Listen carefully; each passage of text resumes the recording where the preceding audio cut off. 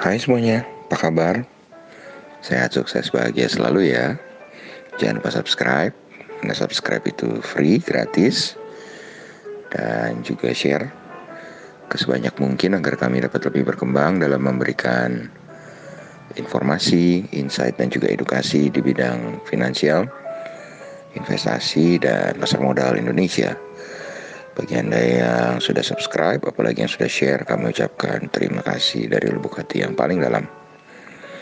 Mari kita mulai market outlook kita untuk perdagangan hari pertama di minggu ini, Senin 27 Juli 2020. Bila kita melihat penutupan market Amerika di Jumat yang lalu, maka market Eropa dan Amerika kompak melemah saat itu. Dow Jones minus 0,68%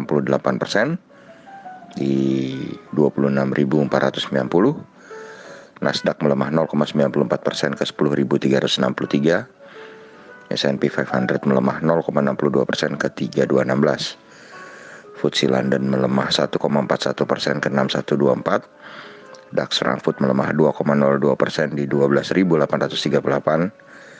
Dan CIC Prancis melemah 1,54% di 4956. Kemudian kalau kita lihat TLKM NYSE atau Telkom yang diperdagangkan di New York minus 0,53% di 3.001 rupiah atau 20,54. Sedangkan EIDO atau ETF Indonesia 31 saham Indonesia yang diperdagangkan di NYSE positif 0,58% di 19,06.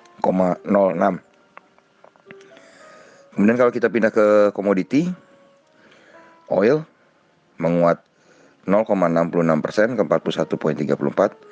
Gold kembali menguat ke 1925,20, menguat 1,86%. Timah menguat 1,26% ke 17.605. Nikel melemah 13.622,50 atau melemah 0,46%. Sedangkan batu bara Newcastle menguat 0,1% tipis ke 52.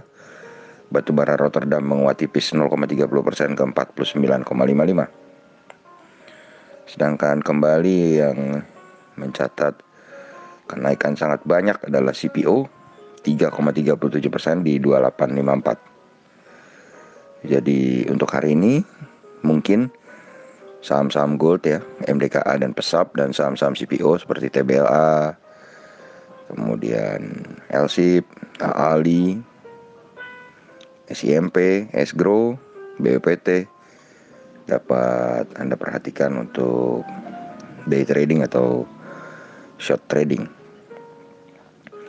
Sedangkan kalau kita lihat dari bursa Asia sendiri, kalau Anda lihat Nikkei 225 memang baru saja buka karena sempat tutup 2 hari berturut-turut ya. Tapi kalau kita lihat yang memang buka terus seperti Kospi Korea, saat ini posisinya positif 0,75% di 2216,89. Dan ASX 200 dari Sydney posisinya juga negatif sangat kecil 0,04% di 6021,50. Tapi kalau kita lihat Nikkei 225 memang posisinya saat ini adalah 22.594,769 atau negatif 0,68%. Untuk DXY atau dolar indeks memang kembali melemah ke 94.250 atau minus 0,2%. Ini nampaknya akan membuat seluruh bursa dunia menguat, termasuk Indonesia, dengan harapan tentu rupiah akan kembali perkasa, kembali menguat dan berjalan menuju ke 13 ribuan kembali atau ke bawah 14 ribu. Walaupun tidak mungkin terjadi secara instan ya, kita mengharap tapi ada progres positif terhadap rupiah. Sedangkan Dow Jones Future sendiri berada dalam teritori hijau 0,31% di 26.407,000. Jadi untuk hari ini kami memprediksi indeks akan bergerak di teritori hijau kurang lebih sekitar 60%. Jadi bila indeks berada dalam teritori hijau, maka Anda bisa juga memperhatikan saham-saham penggerak indeks yang akan mendorong laju pergerakan indeks ke atas selain saham-saham CPO tadi ya. Terima kasih banyak. Tetap sehat, tetap semangat, tetap rajin membuat trading plan dan selalu mengkalibrasi trading plan Anda apakah masih valid atau masih sesuai.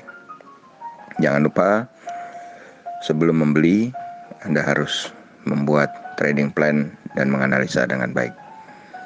Maju terus dalam mencapai profit maksimal di pasar modal Indonesia dan jangan lupa bahagia.